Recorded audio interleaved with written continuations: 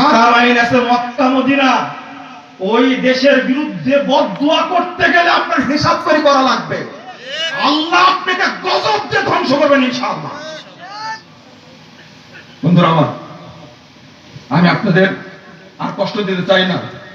এই যে এই বিয়েটা সম্পর্কে ছোট্ট একটা কথা বলিনি। আস্তাগফিরুল্লাহ।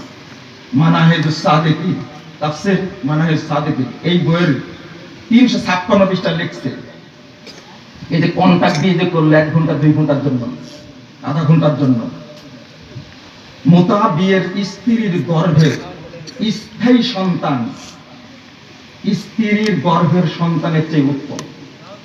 আপনার বিয়ে করা যে সন্তান হয়েছে বৈধ, এর চেয়ে মোতা বিয়ে করে যে সন্তান হয়েছে ওটা কি উত্তম। আর মোতা বিয়ের বিধান অস্বীকারী কাফের মুরতাদ। তাহলে আমরা তাদের দৃষ্টিতে কি কাফের? আমরা কি কন্টাক্ট বিয়েকে জায়েজ মনে করি? ও, ওই যে বাংলাদেশ চালু আছে না, বাংলাদেশ চালু আছে না 1 ঘন্টার জন্য, সেটা কি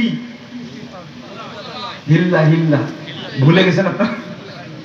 এই হিল্লা বিবাহ চালু আছে, বউ তালাক দিয়েছে, 3 মাস কি পার হয়ে গেছে, 3 তালাক হয়ে গেছে, কি করা লাগবে?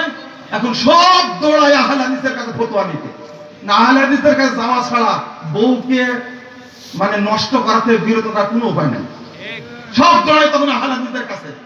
তাদের কাছে ফতোয়া হলো 3 তালাক দিয়ে দিলে বউ হারাম হয়ে যায়, হালাল করতে হবে কি করে?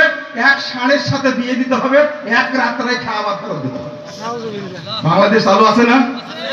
ওই আপনার ভাইরাল বক্তাগুলো এই ধর্ষণের বিরুদ্ধে কথা বলে না কেন? শুধু 10 মুজাফফরের, তাই না? আমার ঠোঁট কাটা, আমি বলে দিই, তাই কোন হুজুর এই ধর্ষণের বিরুদ্ধে কথা বলে না কেন? এটা জাহেলি যুগের কথা, বাংলাদেশে চলছে। শিয়ারা এটা রাষ্ট্রীয়ভাবে বৈধতা দিয়েছে না, ওটা তালাক লাগে না, এমনি চলে, এটা শিয়া ওখানে। আর এত